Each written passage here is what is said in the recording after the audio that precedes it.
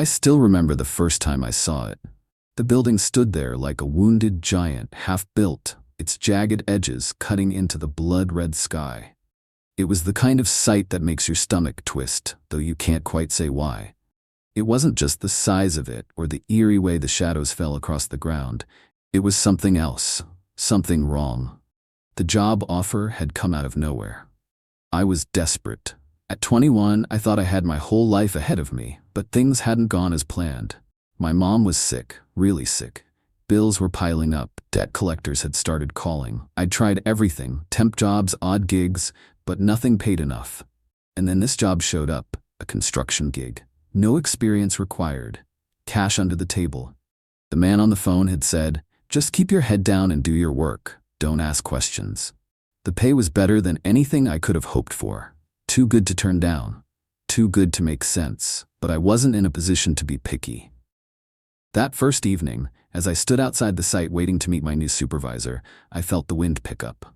It carried a strange sound, almost like whispers. At first, I thought it was just the breeze moving through the steel beams. Then I heard it again, clearer this time. Words, or something close to them. Low and faint, impossible to make out, but unmistakably there. I tried to shake it off, probably just my imagination. But then came the clinking. It was faint, like someone moving tools around, though the place looked abandoned. I turned, expecting to see someone, but the site was empty. That's when I felt it for the first time. That feeling like you're being watched. Like there are eyes on you, just out of sight. I told myself it was just nerves. New job, unfamiliar place, nothing to be scared of. The supervisor showed up a few minutes later. He was an older man, gruff, with a voice like gravel. He didn't waste time with introductions. "You'll be working nights," he said, handing me a hard hat. "It's easier when it's quiet. Just make sure you finish your tasks and don't wander." I didn't ask questions. I couldn't afford to. The pay was good, and I needed it. The work was simple enough. Moving supplies, clearing debris, nothing complicated. But the place wasn't right. Even in the dying light of the evening, it felt off. Too quiet, too still. As we walked through the site, I noticed something strange. There was a corner of the building, a dark, unfinished area that everyone seemed to avoid. Even the supervisor didn't go near it. When I asked about it, he just grunted and said, "Stick to your tasks. Don't go wandering." That night, as I worked, I couldn't shake the feeling of being watched. Every now and then, I'd catch movement out of the corner of my eye, a shadow shifting where there shouldn't be one. Tools I'd just set down would be gone, only to turn up somewhere else. I told myself it was just my mind playing tricks on me, but deep down, I knew better. At one point, I heard one of the older workers muttering to himself as he passed by. "It's awake again," he said, his voice barely above a whisper. When I asked what he meant, he just shook his head and walked away. Something about the way he said it stuck with me. I wanted to ask more, but the look in his eyes stopped me. It wasn't fear, it was resignation. Like he already knew there wasn't anything that could be done. That night, I went home with more money in my pocket than I'd seen in weeks. But I also went home with something else, a sense of dread I couldn't quite explain. Something about that place had gotten under my skin. The next day, I came back. I didn't have a choice. The money was too good to walk away from. And besides, I wasn't the kind of person to quit over a bad feeling. But from the moment I stepped onto the site, it was clear that whatever was wrong with the place was more than just in my head. It started small.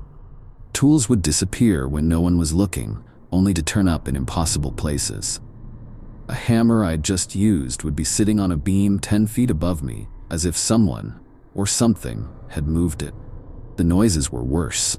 During the day, the place was alive with the sounds of construction. Saws, drills, the steady rhythm of hammers on metal. But at night, when it was just a skeleton crew, the sounds changed. I'd hear footsteps where there shouldn't be any, whispers that seemed to come from the shadows, and then there was the corner. That dark, unfinished area that no one would go near. It seemed darker than the rest of the site, even under the bright work lights.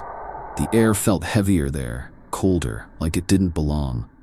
Every time I got close, I'd feel a pressure in my chest, like the air was being squeezed out of my lungs. One night, I asked one of the workers about it. A guy named Frank, who'd been there longer than anyone else. He just shook his head and said, "Some things are better left alone. Trust me, kid, don't go near it." But I couldn't stop thinking about it. What was it about that corner that made everyone so uneasy? What was it that Frank and the others seemed so afraid of? The whispers were getting louder. Sometimes I'd hear them even when I wasn't on the site, like they'd followed me home. I'd wake up in the middle of the night, sure I'd heard my name, but when I checked the apartment, there was no one there. By the end of the first week, I was starting to think I'd made a mistake taking the job. But the money, I needed the money. I told myself it was just a few more weeks. I could handle a few more weeks. I didn't realize it yet, but I was wrong. So very wrong. By the second week, I had settled into a routine. Arrive at dusk, clock in, and start moving supplies or clearing debris. The work was repetitive but manageable. At least it would have been, if not for the things that kept happening. Tools disappeared constantly. It wasn't just me. I saw it happen to others too. A wrench someone had just set down would vanish and turn up on the other side of the site minutes later. A crowbar I left leaning against a wall would somehow end up halfway up a scaffold. People joked about it at first, calling it the tool thief. But no one was laughing after a while. The noises were worse.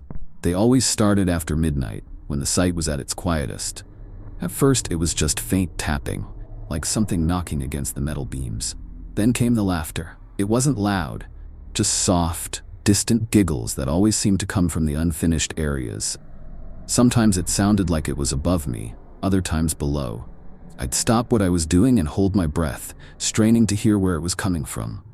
But it never stayed in one place for long. One night, one of the newer guys, Carlos, walked off the site in the middle of his shift. He didn't say goodbye, didn't even collect his tools, just muttered something about not staying past midnight and left. The next day, the supervisor said he quit. No one seemed surprised. I couldn't shake the feeling that something was wrong. The things I was hearing and seeing weren't normal. But whenever I tried to talk to someone about it, they'd brush me off. "Don't overthink it," they'd say. "It's just the night playing tricks on you." Except for one guy. His name was Tom, and he'd been working on the site for months. He was quiet, kept to himself, but he was the only one who didn't roll his eyes when I mentioned the weird things happening. One night, after everyone else had gone home, I found him sitting on a stack of lumber staring at the dark corner of the site. "Does it ever stop?" I asked him.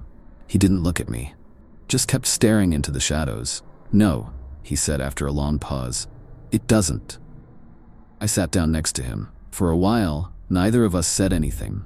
Then, out of nowhere, he said, "Never go to the basement levels." "What basement?" I asked. He turned to me then, his face pale and serious. "They weren't in the original plans," he said. "They shouldn't even be there. But they are." Tom didn't say much more that night, but the way he said it stuck with me. There was something in his voice, something like fear. Over the next few days, I tried to push it out of my mind, but the more I thought about it, the more questions I had. Why would a construction site have basement levels that weren't in the plans? And why was Tom so adamant about avoiding them? I started asking around, trying to get answers. Most of the guys either didn't know or didn't want to talk about it. But one of the older workers, Frank, told me a story. "This place," he said, leaning in close like he didn't want anyone else to hear, "it's built on bad ground. Cursed, some people say. A long time ago, before any of us were born, something bad happened here.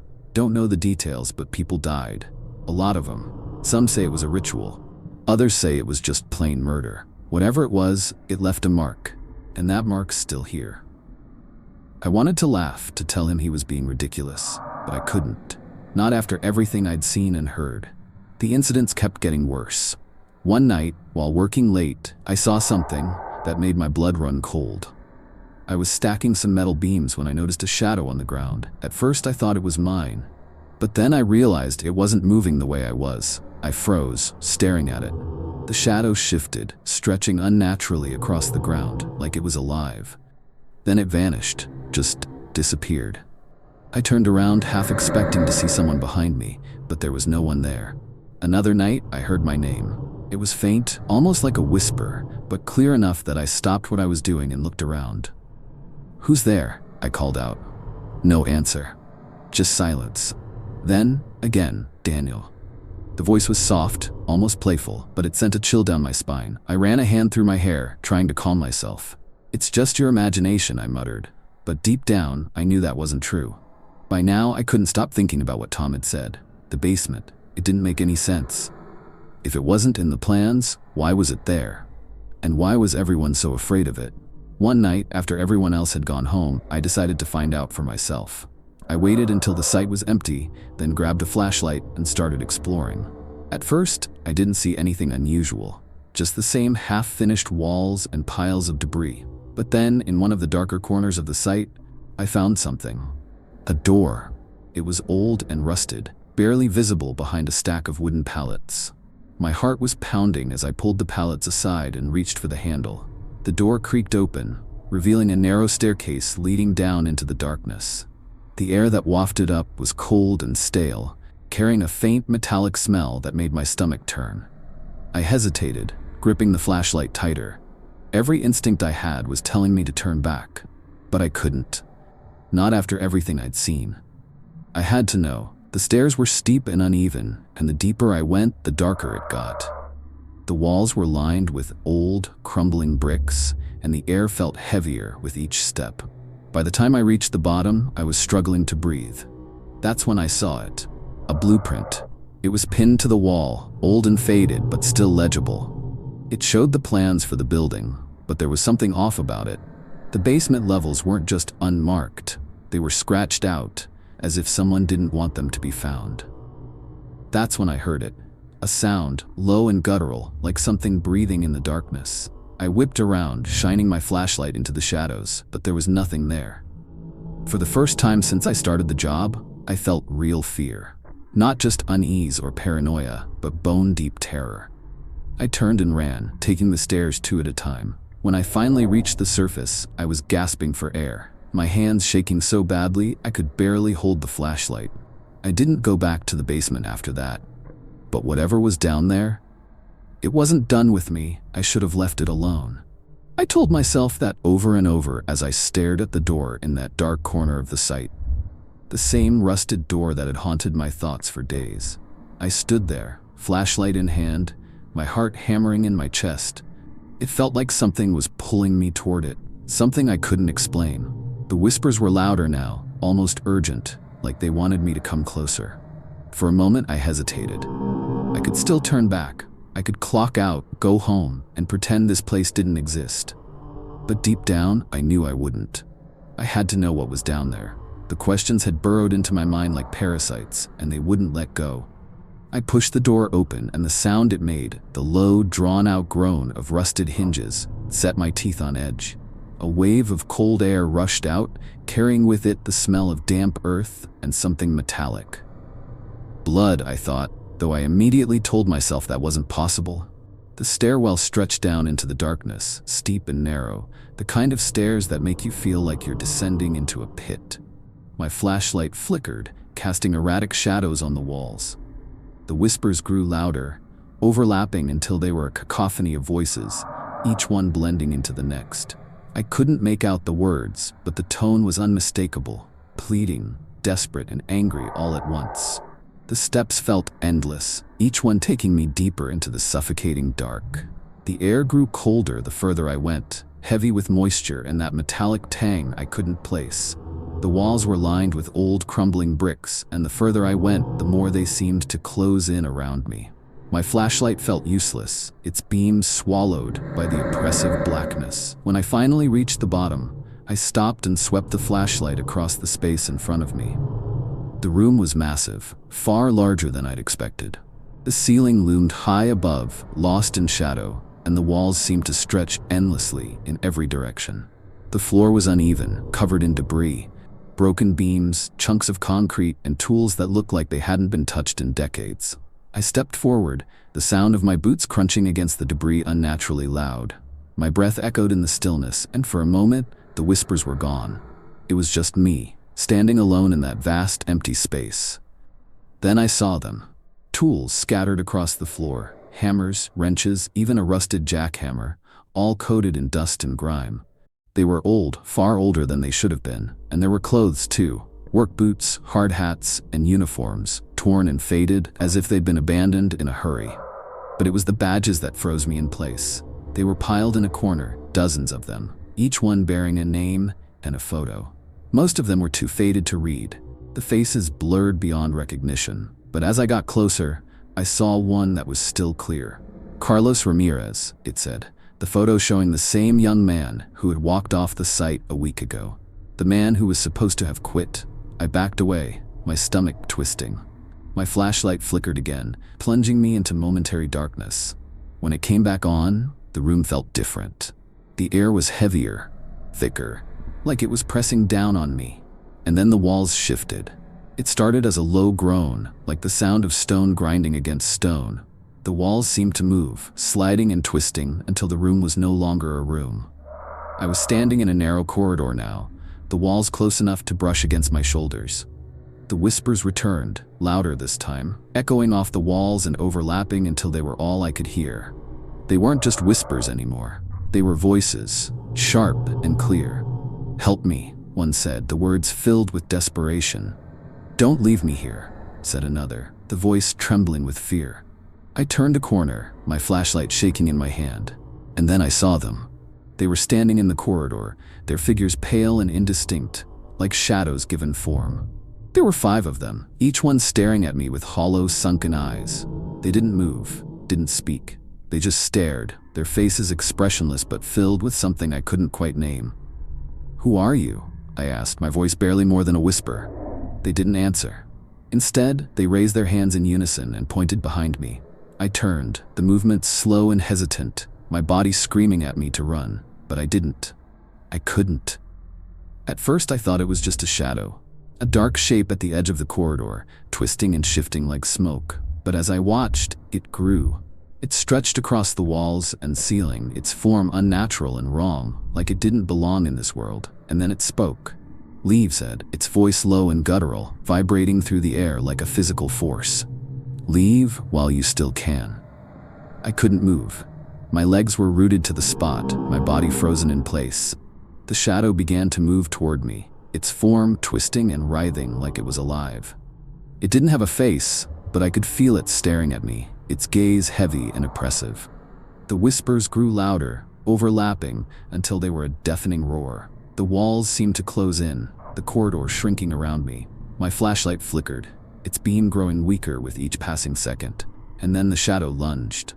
It moved faster than anything I'd ever seen, a blur of darkness that filled the corridor.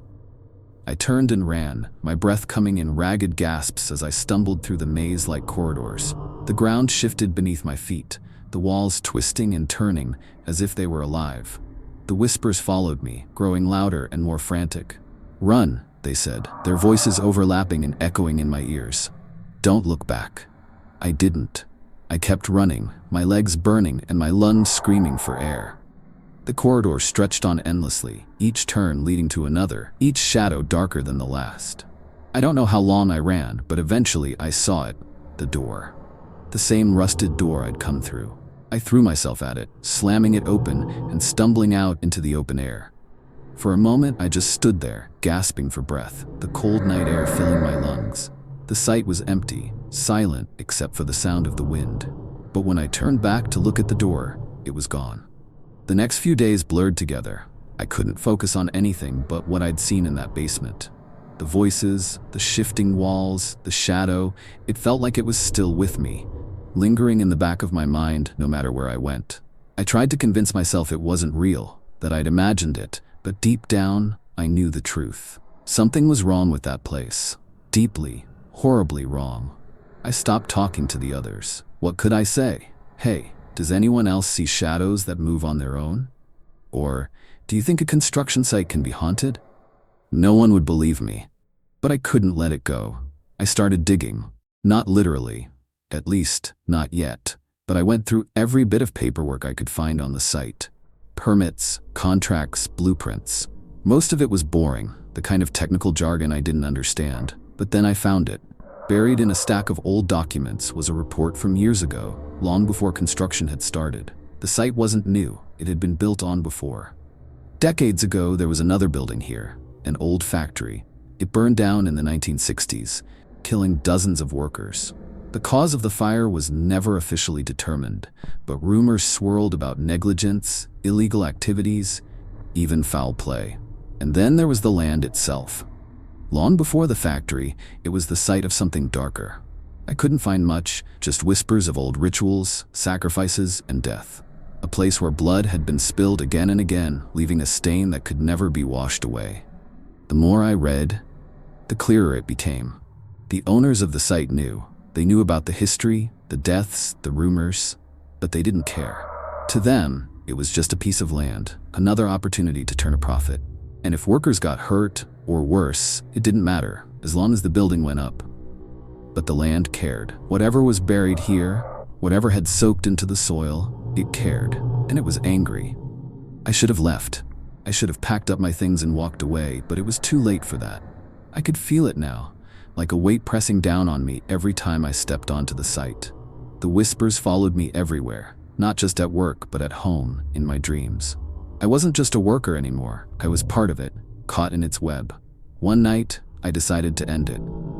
I don't know what I thought I could do, but I couldn't sit by and let this thing consume me. I went back to the basement, flashlight in hand, my heart pounding with every step. The air was colder than before, thick and suffocating, but I forced myself to keep going. The stairs were longer this time, stretching endlessly into the dark. When I finally reached the bottom, the room was different. The walls were closer, the shadows deeper. The tools and clothes were still there, but now they were joined by other things that shouldn't have been there. A child's shoe, a broken doll, a crumpled photograph. The whispers grew louder, overlapping until they were deafening. They weren't just voices now, they were screams, cries of pain and fear. And then above it all, a single word: run. I didn't. Instead, I stepped forward, shining my flashlight into the shadows. The beam wavered, flickering like it didn't want to stay on. The walls seemed to shift around me, twisting and bending in ways that made my head spin. The air was so heavy I could barely breathe. And then it appeared. The shadow wasn't just a shape this time. It was a presence, massive and overwhelming, filling the space with its sheer weight. It didn't move like a person or an animal. It flowed like liquid darkness, seeping into every corner of the room. And then it spoke. "You shouldn't be here," it said, its voice low and guttural, vibrating through the walls and into my bones. "But you already know that." I didn't answer. What could I say? Instead, I turned and ran. The walls shifted around me, closing off corridors and opening new ones, like the building itself was alive. The shadow followed, moving faster than it should have been able to. Every time I turned a corner, it was there, waiting for me. I didn't know where I was going. The basement was a maze, twisting and turning in impossible ways. The whispers were everywhere now, overlapping and echoing until I couldn't think. My flashlight flickered, the beam growing weaker with every passing second. Eventually, I stumbled into a room I hadn't seen before. The walls were covered in writing, names, scrawled in jagged, uneven lines, like they'd been carved into the brick with bare hands. Hundreds of them, maybe thousands. Some were old and faded, barely visible. Others were fresh, the edges of the letters sharp and raw. And then I saw it, my name. It was there, scratched into the wall like all the others. Daniel Hart, the letters read, the ink still wet. My flashlight trembled in my hand as I reached out to touch it, half hoping it wasn't real. But it was. My name was already there, just like all the others. I stumbled back, my chest tight with panic. The whispers grew louder, forming words I couldn't understand. The walls seemed to close in around me, the air growing heavier with every breath. And then I realized the truth. I wasn't supposed to be here. I was chosen. The shadow loomed behind me, its form twisting and writhing like it was alive. "You were always meant to be here," it said, its voice deep and resonant, vibrating through the room. "You're part of it now." I turned and ran, my legs burning and my lungs screaming for air. The corridor stretched endlessly before me, each turn leading to another, each shadow darker than the last. The whispers followed, growing louder and more frantic. I don't remember how I got out. One moment I was running, the walls closing in around me, the whispers deafening in my ears. The next, I was outside, gasping for air, my knees scraping against the gravel as I collapsed onto the ground. The cold night wind hit me like a slap, sharp and biting, but I barely felt it. My hands were trembling so badly I could barely hold the flashlight, and my chest felt like it was going to cave in. The site was silent, too silent. There were no machines, no voices, no hum of electricity, nothing but the faint rustling of the wind. I looked around, expecting to see someone, anyone, but there was no one. The scaffolding loomed above me, skeletal and empty, and the half-finished walls cast jagged shadows across the ground. The whispers were gone, but their weight still lingered, heavy and oppressive. I wanted to believe it was over, that I'd escaped, but deep down, I knew better. You don't just walk away from something like that. It doesn't let you. I don't know how long I sat there, staring at the sight. Minutes? Hours? Time felt meaningless. My body was still there, but my mind was somewhere else, trapped in that basement with the names on the walls and the shadow that knew mine. Eventually, I forced myself to stand. My legs felt like jelly, unsteady and weak, but I managed to make it to the main gate. The padlock was broken, hanging loosely on the chain, though I didn't remember touching it. I stepped onto the street, and for the first time in weeks, I felt like I could breathe. I told myself I was done. I wouldn't go back. I couldn't. Whatever was down there, it wasn't meant for me. Or maybe it was, and I'd just gotten lucky. Either way, I wasn't going to push it. But then I noticed something. The whispers had followed me. At first, it was faint, barely audible over the sound of my own breathing. But as I walked, it grew louder. The same overlapping voices, the same desperate, pleading tone. I glanced over my shoulder, half expecting to see the shadow behind me, but the street was empty. Still, I could feel it. The weight, the presence. It was there, just out of sight, watching me. When I got home, I locked every door and window, turned on every light, and sat in the corner of my room with my back against the wall. I told myself it was over, that I was safe. But the whispers didn't stop. They were quieter now, almost like a hum, but they were there. I tried to sleep, but every time I closed my eyes, I saw the basement. The names on the walls, the tools, the clothes, the faces of the workers staring blankly at me, and the shadow, twisting and writhing in the darkness, waiting for me. The next morning, I called the supervisor and quit. He didn't seem surprised. "It happens," he said, his voice flat and emotionless. "Not everyone's cut out for this kind of work." I didn't tell him what I'd seen. What would have been the point? He already knew. They all did. I thought quitting would be the end of it. But it wasn't. The whispers followed me everywhere, on the bus, in the grocery store, even in my own apartment. At night, I'd hear footsteps in the hallway, faint but deliberate. Once, I woke up to find muddy boot prints leading from my front door to my bedroom. And then there was the wall. It started small, just a faint outline like someone had sketched something on the plaster. But as the days went on, it grew clearer. Letters carved into the wall with something sharp. My name. I painted over it, twice, but it always came back.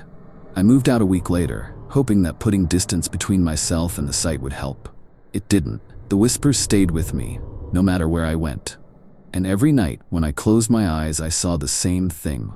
The basement, the names, the shadow. I don't know why I'm writing this. Maybe I just need to get it out, to make someone else understand. Or maybe it's because I know it's not over. Not for me, and not for anyone else. A few days ago, I saw an ads online. Construction workers needed. No experience required. Great pay. The address was familiar. Too familiar. And the worst part? Someone will take the job. They always do. If you're reading this, don't go. Whatever you do, don't go. Because once you're in, there's no getting out.